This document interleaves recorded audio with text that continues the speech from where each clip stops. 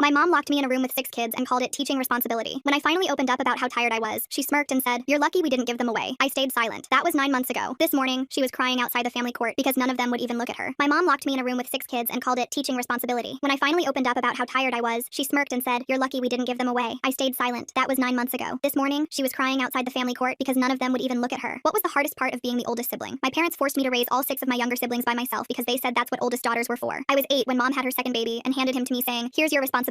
By the time I was 13, there were 6 more kids after me, each one becoming mine the moment they came home from the hospital. My parents moved all the babies into my room and told everyone they just had one very mature daughter. I thought this was normal. Mom always said oldest daughters in good families raised the younger kids so parents could focus on important things. I believed her because what else did I know? This was my job, my purpose, what I was born to do. The expectation came with a warning that haunted me every day. "If you ever complain or tell anyone you need help," mom said, holding baby Oliver, "social services will take all these kids away. They'll split you up, put you in different homes. You'll never see each other again. Is that what you want?" I was 9 years old and the thought of losing them made me sob. She smiled and handed Oliver to me. "That's what I thought. You're their only chance at staying together." I handled everything while my parents lived like a carefree couple. Midnight feedings, potty training, homework help, doctor visits. They'd walk past crying babies like they were invisible. At restaurants, they'd get a table for 2 while I managed 6 kids at a separate table. When strangers asked if I was the babysitter, I'd smile and nod because the truth might mean losing everything. My parents had given me 6 hostages disguised as siblings, but each one of them had carved out a piece of my heart. Leo, the baby, only slept if I rubbed his back in exactly the right way. The twins, Luna and Ruby, had their own language but always translated for me. Oliver at 10 still crawled into my bed during thunderstorms. Ethan drew me pictures every day that said, "I love you, Mama," in crayon. Little Ivy called me her best friend. I was drowning and desperate but could never ask for help because I was so afraid they'd be taken from me. I was the only parent they knew, and they were all safe and okay. I couldn't risk ruining that. The school counselor noticed my exhaustion and offered to connect me with resources. I almost broke down and told her everything, but then I imagined Luna crying in some foster home, wondering why I let them take her away. So I smiled and said I just needed more sleep. By 13, I was a ghost of myself. I'd wake at 5 a.m. to pack lunches, braid hair, find matching socks for 6 kids. I'd missed so much school that letters came home, but I forged mom's signature and prayed no one would call. Sometimes I'd fall asleep sitting up, still holding Leo. The truancy officer finally came to investigate. My parents acted shocked I'd been missing school. "We had no idea," mom said sweetly. She shot me a look that said everything. One word, and they're gone forever. So I took the blame, said I'd been skipping, and accepted the consequences. Then my parents planned a week-long cruise, leaving me with 6 kids and $50. 3 days in, Luna fell off the playground and split her chin open. At the hospital, I held her while she sobbed into my neck, her blood soaking my shirt, her tiny hands gripping me like I was the only safe thing in the world. They wouldn't treat her without a parent. I sat there for 3 hours, my baby sister bleeding and crying, while I tried to forge signatures that might save her. I finally broke and called my grandmother. When she arrived and saw me covered in Luna's blood, trying to comfort 5 other terrified siblings while nurses debated calling social services, her face changed. She got Luna treated, then loaded us all into her van. "Please don't let them take us away from each other," I begged her. "I know I'm not doing good enough, but they're all I have and I'm all they have, and if you tell anyone, they'll split us up." I was sobbing so hard I could barely breathe. Grandma pulled over and held me while I fell apart. "Oh, sweetheart," she said. "What have they done to you?" For the first time in 5 years, an adult saw what was happening, and I was terrified of what would come next. My parents came home to an empty house and called the police. At Grandma's house, they spun their story perfectly. "Our daughter won't let us parent," Mom cried. "She threatens the little ones, tells them we'll abandon them if they come to us for anything. We've tried to help, but she's created this sick situation where they're all trauma bonded to her." The social worker separated us for questioning. I could hear Leo screaming for me through the walls, and every cry felt like my heart being ripped out. This was it, the moment Mom had warned me about. They were going to take my babies away. "She's poisoned them against us," Dad said. "We're concerned she might hurt them or herself if we forcibly separate them. That's why we've been careful, trying to gradually reestablish normal boundaries." I could see my grandmother start to wonder if they were telling the truth. The social worker looked troubled. She asked my siblings who took care of them, and even Oliver just said "Mama" and pointed at me. I saw her writing severe attachment disorder in her notes. She started making calls about emergency placement. We'd split up by morning, sent to different homes across the state. I was going to lose the only people that mattered to me, the only reason I had for living, all because I'd never been allowed to just be their sister like I should have been. Mom caught my eye and mouthed, "I warned you." The social worker's pen scratched across her clipboard while my world crumbled. Through the thin walls, Leo's screams grew more desperate. My arms ached to hold him, to tell him everything would be okay, even though I knew it wouldn't be. Grandma shifted in her chair beside me. Her hand found mine under the table and squeezed. The doubt I'd seen creeping into her eyes earlier seemed to waver as she watched my parents' performance. Mom dabbed at her eyes with a tissue, though no actual tears fell. She'd perfected this act over years of school conferences and doctor visits. Dad rubbed her shoulder and practiced sympathy while shooting me warning glances whenever the social worker looked away. The social worker, Ms. Chen, flipped through her notes. She'd separated us all for individual interviews. Standard protocol, she'd explained. Now we sat in Grandma's living room for what felt like a verdict on our lives. Oliver's voice drifted through the wall, high and scared. He was asking for me, not Mom or Dad, me, because I was the one who checked for monsters under his bed and knew exactly how he liked his sandwiches cut. Ms. Chen cleared her throat. She looked tired, like she'd seen too many broken families to count. Her eyes moved between my parents and me, calculating. Mom leaned forward, all maternal concern. She explained how worried they were about my mental state, how I'd threatened to harm myself if separated from the children. Lies wrapped in just enough truth to sound believable. I opened my mouth to defend myself, but Dad cut me off with a story about finding me asleep standing up, still holding Leo at 3 a.m. He made it sound like negligence instead of exhaustion, made it seem like I was the danger instead of the solution to their abandonment. Grandma's grip on my hand tightened. She'd been quiet since my parents arrived, processing everything she'd witnessed. The blood on my shirt from Luna's injury had dried to rust-colored stains, evidence of how alone I'd been when it mattered most. Ms. Chen asked about the hospital incident. Mom's face crumpled into practiced devastation as she explained how I'd taken Luna without permission, forged signatures, refused to call them. She left out the part where they'd been unreachable on a cruise ship. The lies stacked up like blocks, each one building a case against me. I was unstable. I was controlling. I was creating unhealthy attachments. I was the problem that needed solving. Through it all, my siblings' voices filtered through the walls. Ruby asking when she could see me. Ethan crying because he wanted to show me his new drawing. Ivy's little voice insisting I was her best friend, not her sister. Ms. Chen wrote everything down. Her pen moved across the page in neat lines that would determine our futures. 7 lives hanging on her interpretation of a situation too twisted for any manual to cover. Dad launched into another story, This one about finding me teaching the twins that our parents didn't love them. Another lie with a grain of truth. I'd never said those words, but I'd held them while they cried after Mom walked past them like furniture. I'd explained that some people showed love differently, even when I didn't believe it myself. The front door opened and Ms. Chen's colleague entered with my siblings trailing behind. Leo lunged for me the second he saw me, his little body shaking with relief. I caught him and held tight, knowing this might be the last time. One by one they gravitated to me. Ivy climbed into my lap beside Leo. The twins pressed against my sides. Oliver stood behind me with his hands on my shoulders. Even Ethan, trying to be brave at 7, leaned against my knee. Mom made a soft sound of distress. Dad shook his head sadly, as if this proved their point about unhealthy attachment. But Grandma was watching something else entirely. She saw how I automatically checked Luna's bandage, how I shifted to accommodate all of them without thinking, how my body curved protectively around them like I'd done it 1,000 times before, because I had. Ms. Chen observed our cluster with professional interest. She made more notes while Mom explained how the children refused to accept appropriate boundaries, how they'd been conditioned to rely solely on me. Something doesn't add up about these parents' story. They're crying about their daughter not letting them parent while the social worker's literally watching all 6 kids cling to their sister like she's their whole world. Leo buried his face in my neck. His breath was warm and shaky against my skin. I rubbed his back in the specific pattern that helped him calm down, muscle memory taking over. Grandma suddenly spoke up. Her voice cut through Mom's monologue with quiet authority. She asked Ms. Chen if she could share some observations from the past few days. Mom's face tightened. This wasn't part of their plan. They'd expected Grandma to be confused, overwhelmed, easy to manipulate. They hadn't counted on her really seeing us. Grandma described finding me at the hospital, covered in Luna's blood but keeping 5 other children calm. She talked about watching me manage breakfast that morning, how each child got exactly what they needed without me asking. She mentioned the homework folders I'd organized, the permission slips I'd signed, the lunches I'd packed with notes in each one. Dad tried to interrupt, but Grandma kept going. She described the bedtime routine she'd witnessed, how I'd read 3 different stories to accommodate different age groups, checked on everyone twice, responded to every call for water or monsters or just reassurance. Mom's mask slipped for just a second. Raw annoyance flashed across her face before she caught herself, but Grandma saw it. And more importantly, Ms. Chen saw it. The social worker asked to speak with Grandma privately. They stepped into the kitchen, leaving us with my parents and the colleague. The silence stretched tight enough to snap. Mom stared at me with eyes that promised consequences. Dad's jaw worked like he was chewing words he couldn't say in front of witnesses. My siblings pressed closer, sensing the danger even if they didn't understand it. Minutes passed like hours. Leo fell asleep against my chest, exhausted from crying. The twins whispered to each other in their special language. Oliver's hands on my shoulders trembled slightly. When Grandma and Ms. Chen returned, something had shifted. The social worker looked at our huddle with different eyes. She saw past the attachment disorder to something else, something that made her pen pause over her clipboard. She announced that she needed to do a home visit to see where we'd been living, how we'd been managing. Mom's smile went rigid. Dad's hand clenched on his knee. They tried to refuse, citing privacy concerns and the late hour, but Ms. Chen insisted. It was protocol, she explained. She needed to see the children's living environment to make a proper assessment. Grandma offered to drive us all. Mom and Dad had no choice but to agree or look like they had something to hide. We loaded into vehicles, my siblings still clinging to me like lifelines. The drive to our house felt like heading to an execution. Every mile brought us closer to evidence I'd hidden for years. The single bed where all 7 of us slept, the lock on the outside of my door, the calendar where I tracked everything because I was too exhausted to remember. Mom chatted pleasantly with Ms. Chen during the drive, spinning stories about family game nights that never happened and vacations we'd never taken. Dad added supporting details with practiced ease, but Luna chose that moment to speak up from her car seat. Her small voice carried clearly in the confined space. She asked if we were going back to the room. Just the room. Not home, not our house. The room. Ms. Chen's eyes flicked to the rearview mirror. She asked Luna what room she meant, and my brave, injured little sister explained in her matter-of-fact way that we all stayed in one room, always, because that's where I was and I kept them safe. Mom laughed, high and false. She explained that the children liked having sleepovers in their big sister's room. Wasn't that sweet? Didn't all siblings do that? But Ruby, not to be outdone by her twin, added that we didn't have sleepovers. We lived there. All our clothes were there. Our toys, everything, because Mama needed us close to take care of us. The car fell silent except for the sound of tires on asphalt. Mom's knuckles went white where she gripped her purse. Dad stared straight ahead like he could will us to disappear. We pulled into our driveway. The house looked normal from the outside. 2 stories, nice yard, suburban dream. No one would guess what happened inside. Ms. Chen asked to see the children's rooms, plural. Mom led the way, heels clicking on hardwood, explaining about recent renovations that hadn't happened and organizational systems that didn't exist. She opened doors to pristine bedrooms that belonged to no one, guest rooms with dusty surfaces and empty closets, spaces decorated for children who'd never slept there. Then we reached my room, our room. Mom's hand hesitated on the doorknob. Dad suggested maybe we could skip it since it was probably messy. Teenage girls, you know how they are. But Ms. Chen insisted. And when the door opened, the truth was laid bare. One twin bed pushed against the wall, a crib crammed in the corner, sleeping bags rolled up in the closet, a single dresser overflowing with clothes for 7 children in various sizes, the lock on the outside of the door that had kept us in during their dinner parties. Ms. Chen stepped inside slowly, taking in every detail. The homework station I'd created from a card table, the color-coded bins for each child's school supplies, the schedule taped to the wall tracking feeding times and diaper changes and permission slip deadlines. Mom started explaining rapidly. Something about me insisting on this arrangement, something about teenage rebellion and control issues, but her voice had gone shrill, desperate. Ms. Chen examined the lock on the door. She tested it, noting how it only worked from the outside. She asked why a teenager's door would need to lock from the outside. Dad mumbled about safety, about keeping the younger children from wandering at night. But Oliver, brave Oliver who still called me Mama when he was scared, spoke up. He explained how the lock kept us in when they had company, how I'd taught them to be quiet when we heard it click, how I'd made it a game, pretending we were hiding from dragons, so the little ones wouldn't cry and make them angry. The truth spilled out in pieces. Ethan showing his drawings, all addressed to Mama, all featuring 7 little figures and no adults. Ivy explaining how I fixed her OEs because the other grown-ups were too busy. Luna describing how I sang them to sleep every night while the house party music thumped through the walls. Missy Chen took pictures. She made notes. She asked careful questions that my siblings answered with innocent honesty. Each word another crack in my parents' facade. Mom tried one last manipulation. She pulled Ms. Chen aside and whispered about her concerns for my mental health, how I'd been showing signs of delusion, believing I was their mother, how they'd been trying to get me help but I refused. But Grandma had heard enough. She'd been silent through the house tour, watching everything with growing horror. Now she spoke up, her voice shaking with controlled fury. She asked my parents when they'd last fed their children, when they'd last helped with homework, or kissed a scraped knee, or read a bedtime story. She asked them to name their children's teachers, their favorite foods, their fears. Silence. Dad tried to deflect, but Grandma wasn't done. She asked why a 13-year-old had permission slip forms in her backpack, why she knew the pediatrician's number by heart, why the only recent family photos were selfies I'd taken with my siblings. Mom's mask finally shattered completely. She snapped shocked that they'd given me everything. A roof over my head, food to eat, siblings to love. What more did I want? Love, I thought but didn't say. Parents, a childhood, the chance to be a sister instead of a mother. But those words stayed locked in my throat like they'd been trained to. Ms. Chen had seen enough. She announced that she needed to make some calls, consult with her supervisor. In the meantime, she strongly recommended the children return to Grandma's house for the night. Mom protested, but it wasn't a request. Ms. Chen's tone made that clear. She would be in touch tomorrow with next steps. There would be a formal investigation, home visits, interviews, court involvement if necessary. The word court made my stomach drop, but Grandma's hand found mine again, steady and sure. She'd seen the truth now. She understood what they'd done to me, to us. We gathered what we could carry. Favorite stuffed animals, Leo's special blanket, the twins' shared pillow. Mom and Dad watched from the doorway, their perfect parent performance finally over. As we loaded back into Grandma's van, Mom caught my arm. Her nails dug in just enough to hurt. She leaned close, her breath hot against my ear. She reminded me what happened to children in foster care, how they got split up, sent to different states, how some never saw each other again, how this was all my fault for not being grateful. But Grandma saw. She stepped between us, breaking Mom's grip. She told my mother that the only fault here was theirs, that what they'd done had a name, and that name was abuse. We drove away in silence. My siblings dozed around me, exhausted from the emotional upheaval. I stared out the window at passing streetlights, wondering what tomorrow would bring. The streetlights blurred past as Grandma navigated through familiar neighborhoods. I held Leo tighter, his small body radiating warmth against my chest. The twins had fallen asleep holding hands across my lap, and Oliver's head rested heavy on my shoulder. Only Ethan and Ivy remained awake, their eyes wide with confusion. Grandma's house appeared like a sanctuary in the darkness. We stumbled inside, exhausted children clinging to whatever part of me they could reach. I settled them in the guest room, maintaining our usual sleeping arrangement because anything else would have terrified them. Leo whimpered when I tried to put him down, his fingers tangled in my shirt. Ms. Chen just watched 7 kids' entire childhood unravel faster than a cheap sweater, and Mom's still trying to sell her the concerned parent act while standing next to a bedroom door that locks from the outside. Talk about reading the room wrong. The house phone rang just as I'd gotten everyone settled. Grandma answered in the kitchen, her voice carrying through the thin walls. Mom's shrill tone penetrated even from a distance, making accusations and demands. Grandma hung up mid-sentence. She appeared in the doorway, her face grim. She explained that my parents were already working on their next move. They'd called their lawyer friend, someone who owed Dad a favor from years back. The manipulation machine was already spinning. I tucked blankets around my siblings, my hands moving automatically through routines I'd perfected over years. Grandma watched from the doorway, her expression shifting between anger and sorrow. She whispered that she should have known, should have visited more often. I shook my head. My parents had been too good at their performance. Morning arrived too quickly. Ms. Chen called early, scheduling another meeting for that afternoon. She needed to interview each child separately, she explained. Standard procedure for cases involving multiple minors. My stomach churned at the thought of my siblings being questioned alone. Grandma made breakfast while I dressed the little ones. She'd bought clothes that actually fit them, something my parents had never bothered with. Ivy twirled in her new dress, delighted by the bright flowers printed across the fabric. Such a simple thing, but it made my chest tight with emotion. The doorbell rang just as we'd finished eating. My parents stood on the porch, dressed impeccably. Mom wore her church outfit, the one that made her look like a devoted mother. Dad had his arm around her shoulders and practiced solidarity. They'd brought a woman with them. She introduced herself as their family counselor, someone they'd been seeing to address the situation with me. Another lie, but one impossible to disprove. The counselor spoke softly about family dysfunction and enabling behaviors, using clinical terms that made me sound disturbed. Grandma refused to let them inside. The conversation happened on the porch, my siblings pressed against the windows watching. Mom noticed and waved, her smile bright and false. None of them waved back. The counselor handed Grandma a folder. Inside were printed emails, supposedly from teachers expressing concern about my possessive behavior with my siblings. Forged, I knew immediately. The dates were wrong, the language too formal, but doubt flickered across Grandma's face. My parents left with promises to return with their lawyer. The counselor patted my shoulder as she passed, whispering that help was available when I was ready to accept it. Her touch made my skin crawl. Inside, Grandma spread the papers across her kitchen table. She studied each one carefully while I tried to keep my siblings occupied. But Oliver had heard enough. He crept to my side and pressed a crumpled paper into my hand. His school journal, the one I'd helped him with last month. The entry was about family. He'd drawn our house with stick figures. 7 small ones clustered in a single room, 2 larger ones standing far away. His teacher's comment in red pen. Oliver seems confused about family roles. Please discuss at conference. Grandma read it and her jaw tightened. She asked Oliver who had attended his parent-teacher conference. He pointed at me, explaining how I'd had to pretend to be the babysitter because parents were supposed to come, not sisters. She began making calls. Her church friends, other grandmothers who'd raised concerns about never seeing my siblings. Pieces of a puzzle my parents hadn't realized existed. Mrs. Patterson from down the street remembered seeing me walking 6 kids to the bus stop every morning while my parents' cars sat in the driveway. Ms. Chen arrived promptly at 2. She'd brought a colleague, someone who specialized in cases involving multiple children. They set up in different rooms, preparing to interview each child separately. My chest tightened as I realized I couldn't protect them from questions I couldn't hear. Leo went first, carried by Ms. Chen's colleague because he refused to walk away from me. His screams echoed through the house for 20 minutes before they gave up and brought him back. He burrowed into my arms, trembling. The twins went together, insisting they couldn't be separated. Through the closed door, I heard Ruby's clear voice explaining their daily routine. How I braided their hair each morning because Mom said it wasn't her job. How I knew which twin liked peanut butter and which preferred jelly. Oliver surprised me. He walked into the room with his shoulders squared, my brave boy trying to protect us all. He emerged 30 minutes later with red eyes but determination on his face. He whispered that he'd told them everything about the lock on the door. Ethan brought his drawings. I watched him carry a whole stack into the interview room. When he came out, Ms. Chen's colleague followed, holding one particular picture. It showed a figure labeled Mama, surrounded by smaller figures, while 2 adult shapes stood outside a thick black border. Ivy went last, clutching the doll Grandma had given her that morning. She chattered nervously as Ms. Chen led her away. Through the door, her voice carried clearly as she explained how I fixed her OEs and read her stories and checked for monsters because the other grown-ups were always too busy. While they interviewed my siblings, Ms. Chen questioned me in the kitchen. She asked about daily routines, medical care, educational decisions. I answered honestly, too exhausted to maintain any pretense. She took notes as I explained about forging permission slips and parent signatures, about missing school for pediatrician appointments, about stretching $50 to feed 7 kids for a week. She asked why I'd never told anyone. The question hung heavy between us. How could I explain years of psychological conditioning, the constant threat of separation, the way Mom had made me believe I was the only thing standing between my siblings and disaster? I tried anyway. I told her about the warnings that started when Oliver was born, the stories about foster care that gave me nightmares, the time Mom had driven us past a group home and described in detail how my siblings would suffer there because of my selfishness. Ms. Chen's expression shifted. She asked if I'd ever been allowed to have friends over, if I'd attended school events or activities, if I'd had any life outside caring for my siblings. The answer to everything was no. The interviews concluded as evening approached. approached. Ms. Chen and her colleague conferred quietly while I made dinner with Grandma's help. My siblings clung closer than usual, unsettled by the questions and separation. Leo hadn't let go of me since his interview attempt. Ms. Chen explained their preliminary findings. The children showed clear signs of parentification and role confusion. My siblings genuinely believed I was their primary caregiver. They showed minimal attachment to our parents and significant anxiety when separated from me. She scheduled a formal assessment for the next day. A child psychologist would evaluate our family dynamics. In the meantime, she strongly recommended the children remain in Grandma's care. She gave my parents this news over the phone, and I could hear Mom's explosion from across the room. That night, I barely slept. My siblings piled around me like usual, seeking comfort and familiarity. But my mind raced with possibilities. What if the psychologist agreed with my parents? What if they decided I was the problem? What if splitting us up really was the best solution? Morning brought new challenges. My parents arrived with their lawyer, a man who smiled too much and spoke in careful, measured tones. He presented documents about grandparent rights and custody arrangements, using legal terms designed to confuse and intimidate. But Grandma had made calls too. Her friend's daughter was a family law attorney who agreed to advise us pro bono. She arrived just as the meeting began, matching the other lawyer's smile with steel in her eyes. The psychologist arrived separately. Dr. Martinez was younger than I'd expected, with kind eyes and a gentle manner that immediately put Ivy at ease. She observed our morning routine without interfering, taking notes as I helped Oliver tie his shoes and braided the twins' hair. My parents performed beautifully. They greeted each child warmly, though Leo screamed when Dad reached for him. Mom explained it away as a phase, temporary confusion that would resolve once proper boundaries were established. She'd researched attachment disorders extensively overnight. Dr. Martinez conducted her evaluation through observation and play. She watched how my siblings naturally oriented toward me, how they sought my approval before answering questions, how they looked to me for comfort when confused or scared. She observed my parents too, how Mom's smile never reached her eyes when she looked at the younger children, how Dad checked his phone constantly, more interested in work emails than his children's activities, how neither of them knew which twin was which without checking the small birthmark on Luna's wrist. The lawyer tried to control the narrative. He presented my parents as victims of a disturbed teenager who'd inserted herself inappropriately into a parental role. He had printouts from online forums about sibling abuse, highlighting passages about older children who manipulated younger ones. But then Oliver did something unexpected. He walked to the table where the adults sat and placed his journal in front of Dr. Martinez. He'd written a new entry that morning, asking me to help him spell the words correctly. My sister takes care of us because nobody else does. She isn't mean. She loves us. Please don't take her away. Mom's mask slipped. She snapped at Oliver for lying, for being manipulated, for not understanding the situation. Her voice rose sharp enough to make Ivy cry. Oliver's journal entries keep appearing at exactly the right moments. First the drawing his teacher commented on, now this perfectly timed declaration. These kids seem remarkably organized for being so young, passing notes and keeping evidence like tiny detectives building a case against their own parents. Dad tried to calm her, but the damage was done. Dr. Martinez had seen the real woman behind the performance. The evaluation continued for hours. Dr. Martinez interviewed Grandma about her observations. Mrs. Patterson from down the street arrived unexpectedly, having heard about the situation from church friends. She testified about seeing me manage 6 children alone, about my parents' cars in the driveway while I walked everyone to school in the rain. My old teacher, Ms. Roberts, came too. She'd kept records of every forged signature, every missed parent conference where I'd shown up instead, every time she'd tried to contact my parents about my absences only to be told I was going through a phase. The evidence mounted like building blocks. Each person added another piece to the picture of neglect and abandonment my parents had carefully hidden. Mom grew increasingly agitated, her perfect mother facade cracking with each testimony. She finally exploded when the school counselor arrived with documentation of my declining grades and exhaustion. Mom accused everyone of conspiring against her, of trying to steal her children, of not understanding how difficult I'd made things. Dad tried damage control, but it was too late. Dr. Martinez had seen enough. She announced she needed to make her report to Ms. Chen immediately. The formal recommendation would take time, but her initial assessment was clear. The children had been subjected to severe parentification and emotional neglect. My parents' lawyer tried to argue, but even he seemed to realize the battle was shifting. He advised them to leave before more damage was done. Mom refused at first, making wild accusations about Grandma poisoning the children against her. But when Leo started crying and reaching for me, when the twins hid behind my legs, when even brave Oliver backed away from her approach, she finally stopped. The silence that followed was deafening. They left with threats of court battles and custody fights. The lawyer promised this wasn't over, that parents had rights, that one bad day didn't erase years of providing food and shelter. But his words rang hollow against the evidence of systematic neglect. That evening, Ms. Chen returned with official documents. Emergency custody was being transferred to Grandma temporarily. A full investigation would follow. But for now, we could stay together. The relief nearly knocked me off my feet. Grandma signed papers while I held my siblings close. They didn't understand the legal complexities, but they knew something important had happened. Ivy asked if we could stay forever. I couldn't answer through the tears. Ms. Chen explained the next steps. There would be court hearings, custody evaluations, mandatory family counseling. My parents would have supervised visitation rights initially. The process would be long and difficult, but the immediate danger had passed. She pulled me aside privately. She acknowledged what I'd done, the impossible situation I'd been forced into. She promised that keeping us together was the priority, that no one would punish me for protecting my siblings the only way I knew how. That night, Grandma tucked us all into beds she'd hastily assembled in her guest rooms. Real beds with clean sheets and enough space for everyone. Leo still insisted on sleeping next to me, but for the first time it felt like a choice rather than necessity. I lay awake listening to their peaceful breathing. Tomorrow would bring new challenges. My parents wouldn't give up easily. There would be court dates and evaluations and questions I didn't want to answer. But tonight, we were safe. We were together. And for the first time in 5 years, I had an adult who truly wanted to help. Grandma appeared in the doorway, checking on us one more time. She whispered that she'd hired a better lawyer, someone who specialized in cases like ours, someone who understood that family wasn't just about blood, but about who showed up when it mattered. The coming weeks would test us all. My parents would try every manipulation, every legal maneuver, every emotional weapon in their arsenal, but something had fundamentally shifted. The truth was out. The performance was over, and I was no longer alone in protecting the only family that mattered to me. The next morning brought chaos to Grandma's doorstep. My parents arrived with 2 lawyers this time, their expressions cold and calculated. Mom wore a conservative suit that made her look like a grieving mother. Dad carried a thick folder of documents. They'd filed emergency motions overnight. Their lawyers presented papers claiming I'd kidnapped my siblings, that Grandma was enabling a dangerous situation. They demanded immediate return of the children pending a full investigation. Grandma's lawyer reviewed the documents while I kept my siblings in the back room. Through the window, I watched Mom dab at dry eyes for the lawyer's benefit. Dad checked his watch repeatedly, annoyed at the inconvenience. Ms. Chen arrived within the hour, accompanied by her supervisor. They'd received the emergency filing and needed to assess the situation immediately. My stomach churned as they explained that such serious allegations required immediate action. The supervisor, a stern woman named Mrs. Thornton, insisted on interviewing me alone. Grandma's lawyer advised me to answer honestly but carefully. I sat across from her at the kitchen table, my hands trembling in my lap. She asked pointed questions questions about the night I'd called Grandma. Had I taken the children without permission? Technically yes, though my parents had left us alone. Had I refused to return them? Yes, because they'd abandoned us for a cruise. Each truthful answer sounded damning without context. Meanwhile, my parents' lawyers interviewed Grandma in the living room. I could hear Mom's voice rising occasionally, playing the victim perfectly. She'd learned new phrases overnight about parental alienation and emotional manipulation. Oliver crept into the kitchen despite instructions to stay back. He pressed against my side, and Mrs. Thornton watched our interaction carefully. When she asked him who took care of him, he pointed at me without hesitation. She wrote something in her notes that made my chest tighten. The twins escaped next, drawn by Oliver's absence. They climbed into my lap like they'd done 1,000 times before. Ruby explained to Mrs. Thornton that I braided their hair every morning because I was the only one who knew how. Luna added that I cut the crusts off their sandwiches just right. Mrs. Thornton observed how naturally they oriented to me, how I responded to their needs without thinking. She asked if they ever went to their parents for comfort. The twins looked confused by the question. Ruby finally said they tried once, but Mom said she was busy. By afternoon, all my siblings had found their way to the kitchen. Even Leo, who should have been napping, toddled in dragging his blanket. He climbed into my arms and fell asleep against my chest, his thumb in his mouth. Mrs. Thornton watched me juggle 6 children effortlessly. I helped Ethan with a splinter while holding Leo, mediated a dispute between the twins over a crayon, reminded Oliver about his inhaler, and fixed Ivy's twisted sock, all while answering questions. She asked about medical care. I rattled off vaccination schedules, allergies, medications, and the pediatrician's direct number from memory. When she asked my parents the same questions later, they couldn't name a single allergy or medication. The lawyers argued for hours. My parents' team insisted on immediate return, claiming every moment away constituted further psychological damage. Grandma's lawyer countered with documentation of neglect and abandonment. Dr. Martinez arrived for an emergency session. She'd been asked to provide immediate assessment given the serious allegations. My parents performed their routine again, but cracks showed. Mom snapped at Ivy for interrupting. Dad ignored Leo's outstretched arms, too focused on his phone. During a break, I overheard Mom whispering furiously to her lawyer. She wanted to know why this was taking so long, why they couldn't just take their property and leave. The lawyer reminded her to call them children, not property. Her mask had slipped enough that even he noticed. Mrs. Thornton pulled me aside privately. She acknowledged the unusual situation but said the allegations were serious. If my parents could prove kidnapping, I could face charges. The room spun at the thought of jail, of leaving my siblings completely unprotected. But then she added something else. She'd seen enough cases to recognize the truth. She advised me to stay calm, keep caring for my siblings normally, and trust the process. Her eyes held understanding that made me want to cry. Evening approached with no resolution. The lawyers agreed to reconvene tomorrow with a family court judge present. My parents left with threats about criminal charges and lawsuits. Mom's parting look promised retribution. That night, I barely slept again. Every sound made me think police were coming to arrest me. Leo woke repeatedly, sensing my distress. I held him close, memorizing his weight in my arms in case it was the last time. Morning brought a circus to Grandma's lawn. My parents had called extended family, painting themselves as victims of a teenage rebellion. Aunts and uncles I'd never met stood outside, demanding to see the children they'd never bothered to visit. Grandma refused to let them in. They shouted accusations about brainwashing and elder abuse. Someone called the police, claiming a hostage situation. 2 officers arrived, looking weary at the family drama. They interviewed everyone separately. By now, my siblings' story never wavered. I took care of them. I'd always taken care of them. The officers noted the lock on my bedroom door in the photos Ms. Chen had taken, the single bed for 7 children, the evidence of systematic neglect. The family court judge arrived at noon. Leo picking the worst possible times to need comfort shows perfect toddler timing. Nothing says, let's make this custody evaluation interesting, like a sleepy baby choosing the exact moment legal threats fly to demand cuddles from his sister Mom. Judge Reeves was an older woman with sharp eyes that missed nothing. She commandeered Grandma's dining room as a makeshift courtroom, though she emphasized this was just a preliminary hearing. My parents presented their case first. Their lawyers painted a picture of concerned parents trying to retrieve children from a disturbed teenager's control. They had character witnesses, friends who'd never questioned why they never saw the children, who believed whatever story they'd been told. But then the evidence mounted against them. Ms. Chen presented her findings. Dr. Martinez explained parentification and role reversal. Mrs. Thornton, despite her initial skepticism, testified about observing me manage 6 children with more skill than most adults. The judge asked to speak with each child. My parents' lawyer objected, but she overruled him. One by one, my siblings told their truth. Oliver explained about the lock. The twins described sleeping on the floor. Ethan showed his drawings. Ivy talked about being hungry when I wasn't there to make food. Leo was last. At 2, he could barely testify, but his actions spoke volumes. When the judge asked him to go to his mommy, he toddled straight to me. When she clarified she meant his other mommy, he looked confused and pressed closer to me. My parents' lawyer tried damage control. He argued about biological rights, about temporary confusion, about the need for professional intervention to restore proper bonds, but the judge had seen enough. She issued a preliminary ruling. The children would remain with Grandma under emergency custody. My parents would have supervised visitation only, pending full psychological evaluations. Any criminal charges were dismissed as unfounded given the evidence of abandonment. Mom exploded. She screamed about her rights, about the injustice, about how we'd all regret this. Dad tried to calm her, but she turned on him too, blaming him for not controlling the situation better. Their perfect unity cracked in front of everyone. The extended family melted away, embarrassed by the scene. The friends who'd come as character witnesses left quietly. In the end, my parents stood alone on Grandma's lawn, their performance finally over with no audience left to appreciate it. But they weren't done. Over the following weeks, they tried every angle. They reported Grandma for elder abuse. They called CPS with anonymous tips about substance use. They filed complaints with the school board about truancy. Each investigation found the same thing. 7 children thriving in Grandma's care. Perfect attendance now that I didn't have to miss school. Grades improving. Leo speaking more words every day. The twins growing confident enough to play separately sometimes. The supervised visits were disasters. Mom spent the entire time trying to interrogate the children about what they'd told the judge. Dad sat in the corner on his phone, occasionally looking up to complain about missing work. The supervisor ended several visits early due to inappropriate behavior. They tried manipulation through gifts. Expensive toys appeared at visits. Bribes for affection. But Oliver pushed away the remote control car, saying he'd rather have someone read to him. The twins ignored the fancy dolls, asking instead why Mom never braided their hair. Their lawyer advised them to show genuine change. They enrolled in parenting classes but attended sporadically. They started therapy but fired 3 therapists who suggested they might be at fault. They couldn't fake accountability because they genuinely believed they'd done nothing wrong. Meanwhile, life at Grandma's house settled into new rhythms. I still woke early from habit, but now Grandma helped with breakfast. My siblings still came to me for comfort, but they began to trust Grandma too. Leo even napped in her arms sometimes. School became possible again. I joined study groups, made a friend, even attended a school dance. My siblings thrived with consistent care and actual parenting. Oliver's anxiety decreased. The twins developed individual personalities. Ethan's drawings showed happy figures now. The final custody hearing arrived 6 months later. My parents entered with new lawyers, their 4th set. They'd crafted a new narrative about temporary mental health struggles, about being overwhelmed about wanting to repair their family. But the evidence was overwhelming. 6 months of failed supervised visits, multiple professionals testifying about the damage done. My siblings' clear preference documented extensively. Even their new lawyers seemed to know they were fighting a losing battle. I testified last. The judge asked me directly what I wanted. For the first time in 6 years, I spoke my truth in front of my parents without fear. I explained the exhaustion, the isolation, the constant terror of separation. I described raising 6 children while being a child myself. Mom tried to interrupt, to correct my lies, but the judge silenced her. I continued, explaining how I loved my siblings but wanted to be their sister, not their mother. How they deserved real parents, not owners who saw them as burdens. The judge's ruling was swift and decisive. Full custody to grandma. My parents' rights reduced to supervised visits every other week, contingent on completing therapy and parenting classes. The parentification was noted as severe emotional abuse in official records. My parents left without a word to any of us. Their performance had no finale, no dramatic exit. They simply walked out, already discussing an appeal with their lawyers. But everyone knew it was over. They'd lost their audience permanently. That night, we celebrated quietly. Grandma made a special dinner. My siblings drew pictures and sang songs. Leo took his first independent steps across the living room, finally confident enough to let go. We cheered like he'd won an Olympic medal. Months passed. My parents' visits became less frequent. They'd cancel for work trips or social events. Eventually, they moved 2 states away for a fresh start, their visits dropping to monthly, then holidays only, then hardly at all. I started therapy to process 6 years of trauma. My siblings attended play therapy to learn healthy attachments. Grandma took parenting classes voluntarily, determined to give us everything we'd missed. We weren't perfect, but we were healing. On my 15th birthday, Grandma threw me a real party. Friends from school came, we played silly games and ate too much cake. My siblings made me cards with drawings and misspelled words that meant everything. For the first time, I felt like a teenager. The adoption finalization came through on a rainy Tuesday. Grandma officially became our legal guardian permanently. My parents hadn't contested it, too busy with their new lives to fight anymore. We stood in the judge's chambers, all 7 of us plus Grandma, becoming a legal family. That evening, I tucked my siblings into their own beds in their own rooms. They still sometimes climbed in with me during storms, but by choice now, not necessity. I kissed each forehead, said goodnight, and walked to my own room. My room, with posters on the walls and homework on my desk, with a door that locked from the inside if I wanted privacy, with space for just me, because I was 15, and that's what 15-year-olds deserved. Grandma appeared in my doorway for our new nightly ritual. She asked if everyone was settled, if I needed anything, if I was okay. Such simple questions, but they meant everything. Someone else was checking, caring, parenting. I pulled out my journal, a gift from my therapist. Inside, I wrote about normal teenage things, school drama, crush updates, weekend plans. The entries were boring and beautiful, exactly what they should be. My siblings were safe, loved, and thriving. And finally, so was I. Thanks for sticking with me while I tried to make sense of all this. Definitely one of those stories that leaves you thinking. Like the video, it helps more than you think. See you in the next one.